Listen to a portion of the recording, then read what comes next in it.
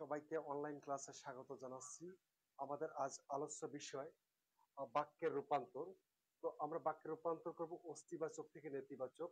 আমরা জানি গঠন অনুসারে হচ্ছে বাক্য তিন প্রকার, যেটা সরল বাক্য, জটিল বাক্য এবং যৌগিক বাক্য।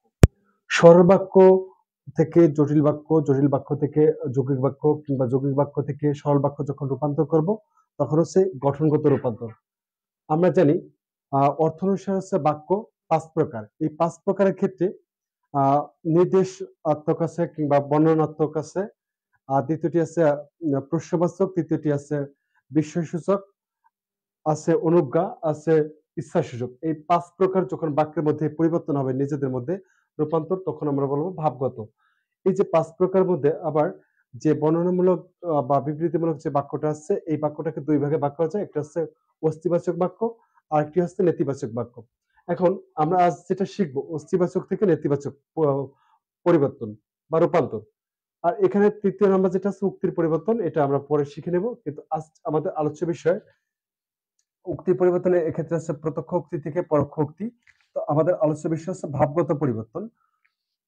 ভাবগত পরিবর্তন করব। সেক্ষেত্রে আমাদের যে বিষয়টি আছে ভাবগত পরিবর্তন মধ্যে বললাম যে অর্থ অনুসারে বাক্য যে পাঁচ প্রকার আছে, পাঁচ প্রকারের মধ্যে নিজেদের মধ্যে যে চেঞ্জ হবে সেটাই। আর তার একটি অংশ হচ্ছে অস্তিবাচক থেকে নেতিবাচক।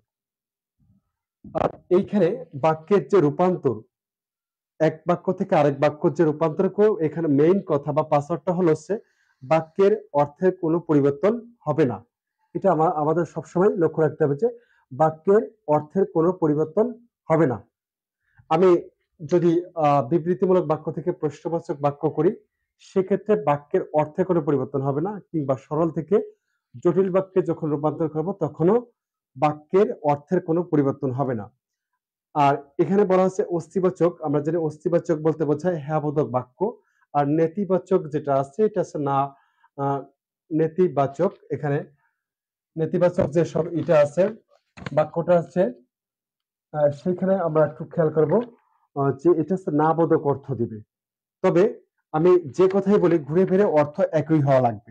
এখন আমাদের কিছু কথা মনে রাখতে হবে যে না, নেই, নাই, নেই, নয়, নহে, নাহি, এই শব্দগুলো, এই নেতিবাচক অব্যয় পদ বা যেটাই বলি, এটা আমাদের কিসে লাগবে? নেতিবাচক যখন বাক্য করব, নেতিবাচক বাক্যে রূপান্তর করব, অবশ্যই এই শব্দগুলো থাকা লাগবে। হয় না অথবা নি, নয়, নেই, এই শব্দগুলো অবশ্যই বসাতে হবে, তাহলে নেতিবাচক হবে। এখন আমি কয়েকটি উদাহরণ সাহায্যে বিষয়টি বুঝে নিই। যেমন প্রথম একটা উদাহরণ নিই, যেমন যেটা আছে অস্তিবাচক, বলা হচ্ছে অস্তিবাচক থেকে নেতিবাচক। তো শুরুতে অস্তিবাচক লিখছি, হৈমন্তী চুপ করে রহিলে, হৈমন্তী চুপ করিয়া রহিল, হৈমন্তী চুপ করিয়া রহিল। এই বাক্যটাকে যখন আমি নেতিবাচক করব, তখন আমার বলা হয়েছে যে এখানে না, নি, নাই, নেই, নয়, যে কোনো একটা শব্দ আমাকে চয়ন করতে হবে। আর একটা বিষয় হচ্ছে এখানে কোনো বিশেষ্য পদ বা বিশেষণ পদ যদি চেঞ্জ করা লাগে, সেই ক্ষেত্রে চেঞ্জ করে আমাকে নেতিবাচক করতে হবে। এখানে যেমন চুপ করে রয়েছে, তাহলে এখানে বোঝা যাচ্ছে নীরব। এটা যদি আমি চেঞ্জ করে করতে পারি, কিন্তু সবচেয়ে বড় কথা হচ্ছে আমাকে এখানে না, নি, নাই, নেই, নয়, নহে, নাহি, এখান থেকে যে কোনো একটা শব্দ চয়ন করে আমাকে পরিবর্তন করতে হবে। তো এটা যদি পরিবর্তন করি, তাহলে লিখতে পারি যে হৈমন্তী কোনো কথা কহিল না বা বলিল না, যেটা দিই বলিল না। আমরা জানি যে না যে শব্দটি আছে এটা আলাদা লিখতে হয়। তাহলে এখানে কি হলো? হৈমন্তী চুপ করিয়া রহিল। আর এখানে বলা হয়েছে হৈমন্তী কোনো কথা বলিল, একই কথা। অর্থাৎ দুটো বাক্যের অর্থ একই রয়ে গেল। এই যে একই থাকার কারণে, অর্থাৎ অস্তিবাচক থেকে নেতিবাচক করলাম, কিন্তু অর্থের পরিবর্তন হবে না, একটু মাথায় রাখবো। আর অস্তিবাচকের যেটা আছে, নেতিবাচক এসে এইখানে যে না, আমি এখানে না ব্যবহার করছি, এই না বা এই আমি এখানে যে ৬টি বা ৭টি লিখেছি, যে কোনো একটা যদি না থাকে, নেতিবাচক না আনি, তাহলে অবশ্যই নেতিবাচক হবে না, অর্থাৎ নেতিবাচক বাক্য রূপান্তর হবে না। আর না বা নেই এই শব্দগুলো আনার কারণে যেটা হবে কি, অর্থের পরিবর্তন হবে না। আর যদি না আনা হয় তাহলে দেখা যাচ্ছে অর্থ ভিন্ন হয়ে যাবে।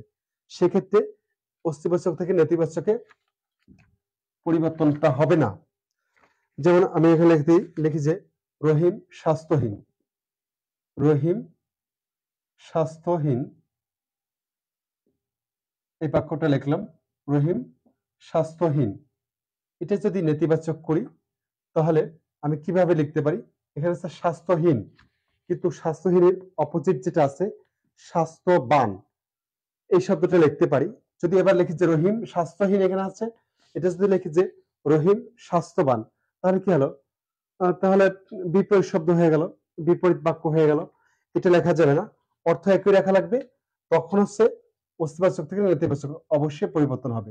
যদি লিখি রহিম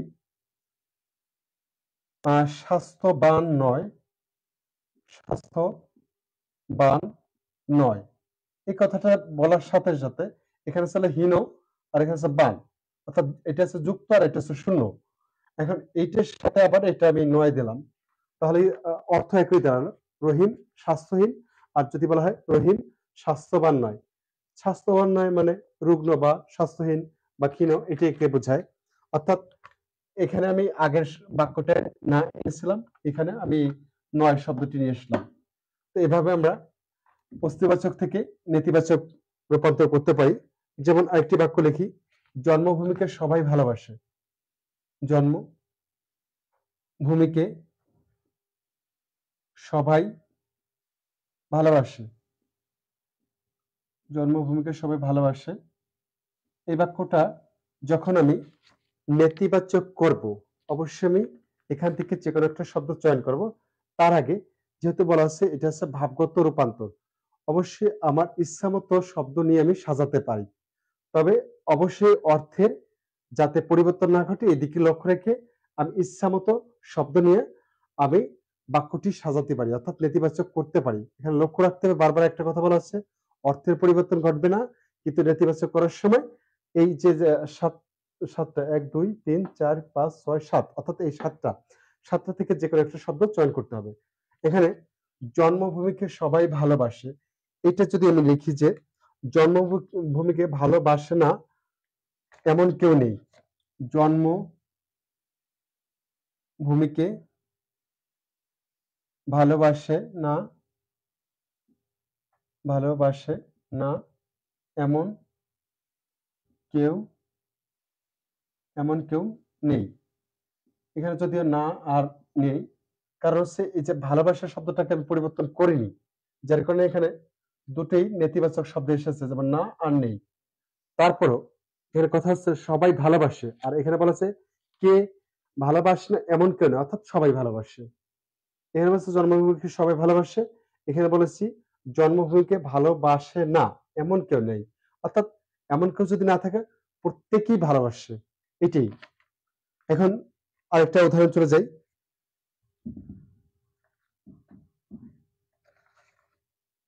আরো দুবার ফোন করেছি, আরো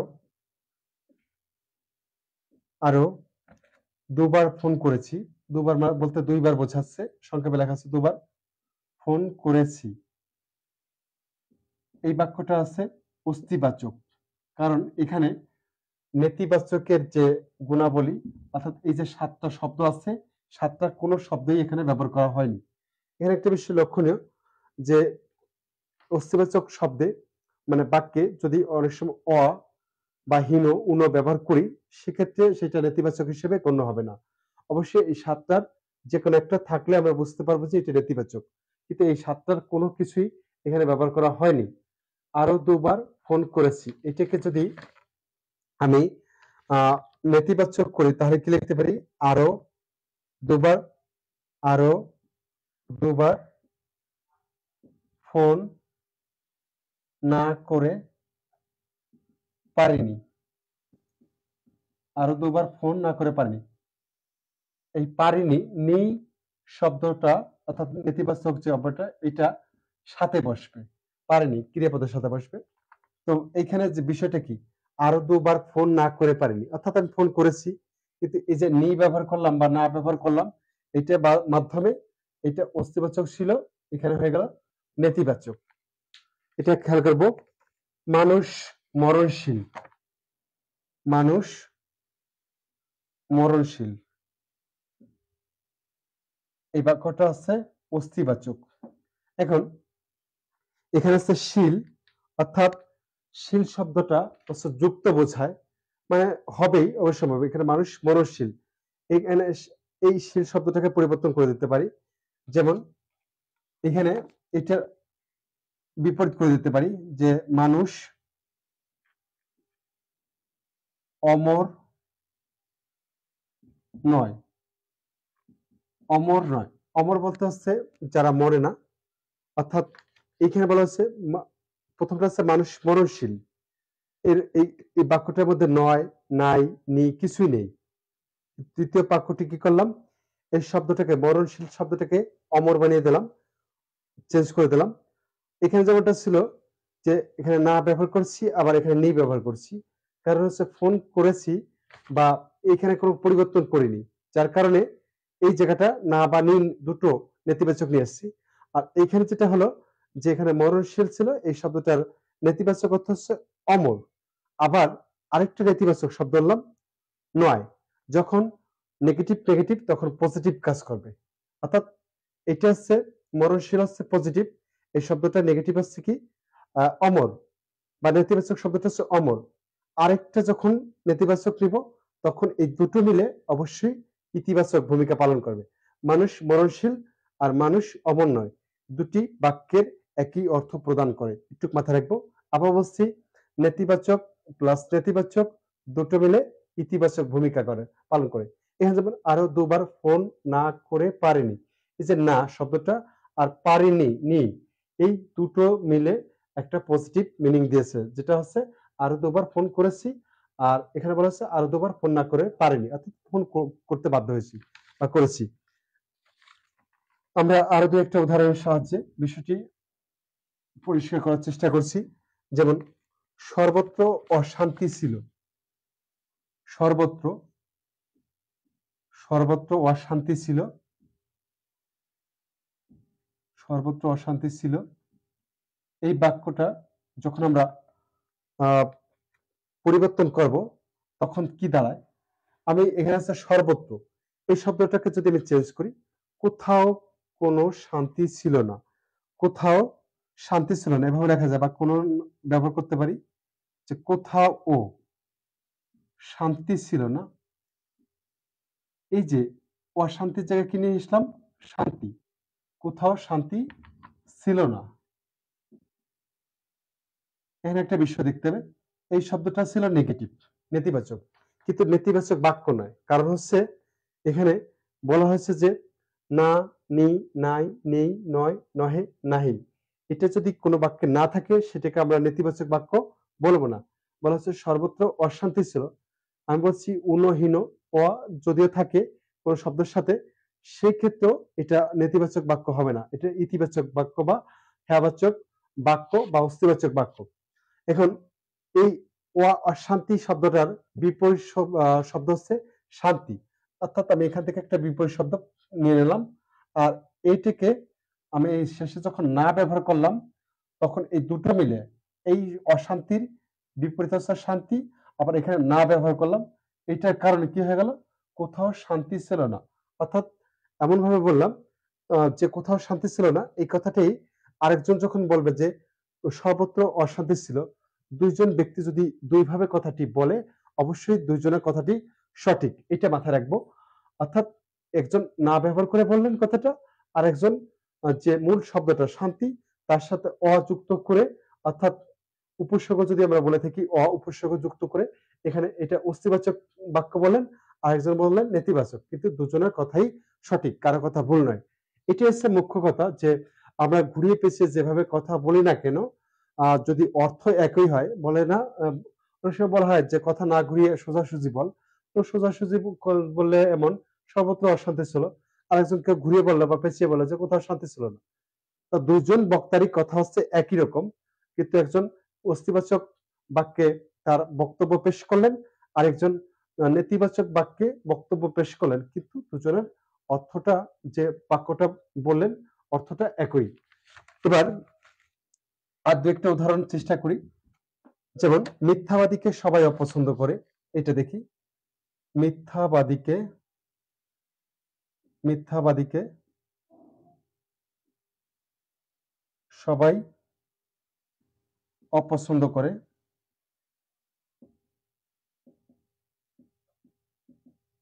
আচ্ছা, এইখানে অপছন্দ করে, এটা পছন্দ শব্দের বিপরীত শব্দ আমি যদি বলি অপছন্দ।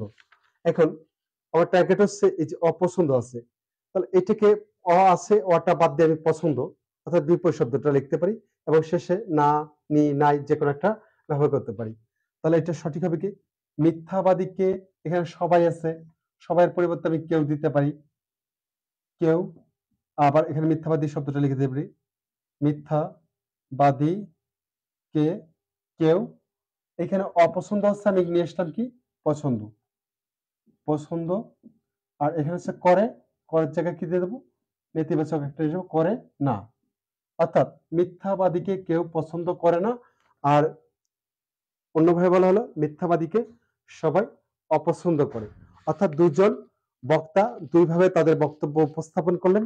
একজন না, নেই, এই 7টি শব্দের কোনো একটা ব্যবহার না করেও তার বক্তব্য যখন উপস্থাপন করলো সেইটার যে অর্থটা দাঁড়ালো, এবং আরেক বক্তা সে কি বলল? যে মিথ্যাবাদীকে কেউ পছন্দ করে না। এবং এই দুই বক্তার যে সংলাপ দুটোই সত্য এবং দুটোই শুদ্ধ। এক্ষেত্রে একটা হচ্ছে অস্তিবাচক, একটা হচ্ছে নেতিবাচক। যখন আমরা অস্তিবাচক থেকে নেতিবাচক করবো অবশ্যই আমাদের এই বিষয়গুলো লক্ষ্য রাখবো। তো আজকের আলোচনা আমার যে মুখ্য বিষয়টা ছিল যে বাক্যে যখন রূপান্তর করব তখন অর্থের কোনো পরিবর্তন যাতে না ঘটে সেদিকে লক্ষ্য রাখবো। আর অস্তিবাচক বাক্য থেকে যখন নেতিবাচক পরিবর্তন করব অবশ্যই এই 7টি শব্দ মনে রাখবো, এইগুলো ব্যবহার করব।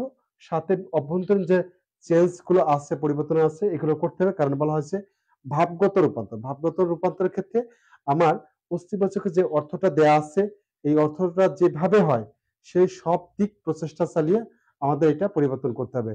তো সবাইকে শুভরাত্রি জানিয়ে এখানে শেষ করছি। অশেষ ধন্যবাদ জানাচ্ছি ক্লাসটিতে অংশগ্রহণ করার জন্য।